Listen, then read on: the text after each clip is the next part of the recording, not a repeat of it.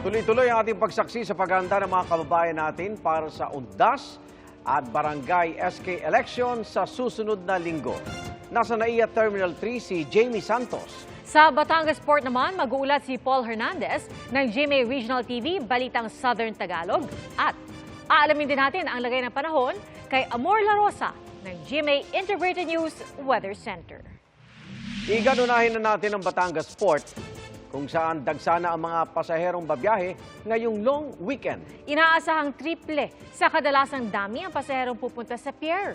Mula sa Batangas Port, saksi live si Paul Hernandez ng GMA Regional TV, Balitang Southern Tagalog. Paul? Yes, Pia Igan, sa mga oras na ito'y wala pa ring humpay yung buhos ng mga pasahero dito sa Batangas Port. Sa pinakahuling datos, umabot na sa mahigit 9,700 yung mga pasaherong nagtawid dagat. Halos puno na ng pasahero ang waiting area sa Batangas Port mag-aalas 7 ngayong gabi. Lahat nag-aabang makasakay ng barko pa uwi sa probinsya. Hindi yan naranasan ni Jobert dahil mabilis siyang nakabili ng tiket kaninang hapon. Nag-leave na siya sa kanyang trabaho para makabiyahe papuntang Pinamalayan, Oriental, Mindoro. Kasi po may baby kaming kasama ko yung misis ko. Kaya mas maga kami umuwi. Kabilang ang pamilya ni Jobert sa mga dumagsa sa Batangas Port para sa barangay at SK election at UNDAS. Inaasahang papalo sa 17 hanggang 20,000 pasahero ang pupunta sa pier. Triple sa average daily passenger arrival na 6,000. Tinitiyak naman ng pamunuan ng port ang sapat na bilang ng mga barkong maglalayag. Meron tayong weekly meeting with the shipping lines at itong huli, nung Miyerkules ay napaghandaan na lahat. Ngayong araw nakumpiskang isang maliit na patalim kabilang isang maliit na gas tank sa ilang pasahero. Magpapatuloy daw ang mahigpit na inspeksyon sa pantalan. Nagsisimula na rin ang pagbuhos ng mga pasahero sa pantalan ng Matnog sa Sorsogon. Maaga na rin bumiyahe ang ilang pasaherong sinasamantala ang long weekend para makaiwas sa aberya. Nag-leave ako para magboto at para ng pistang patay din. Mga 2 weeks.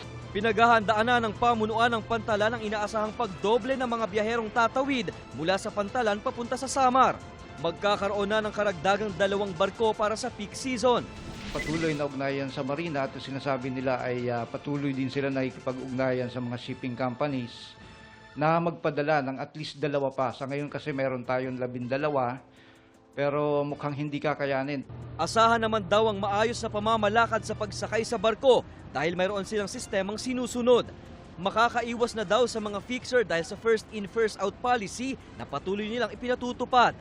Ilang pasahero na rin sa Manila Northport Terminal ang humahabol na makauwi ng probinsya. Nag-inspeksyon ng DOTR at ang Philippine Coast Guard. Baka alam mo na may magsamantala eh. May eleksyon at mayroong mahabang bakasyon. So we're putting everything in place. Wala pa naman daw nakikitang problema ang Philippine Coast Guard pero hindi sila magpapakampante sa mga mapagsamantala.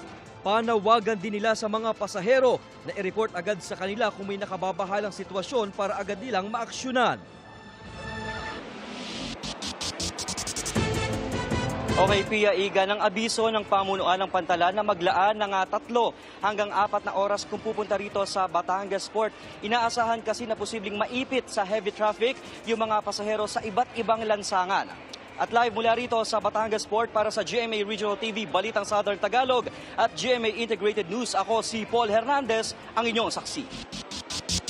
Mga kapuso, sama-sama tayong maging saksi. Mag-subscribe sa GMA Integrated News sa YouTube. Para sa mga kapuso abroad, samahan niyo kami sa GMA Pinoy TV at sa www.gmanews.tv.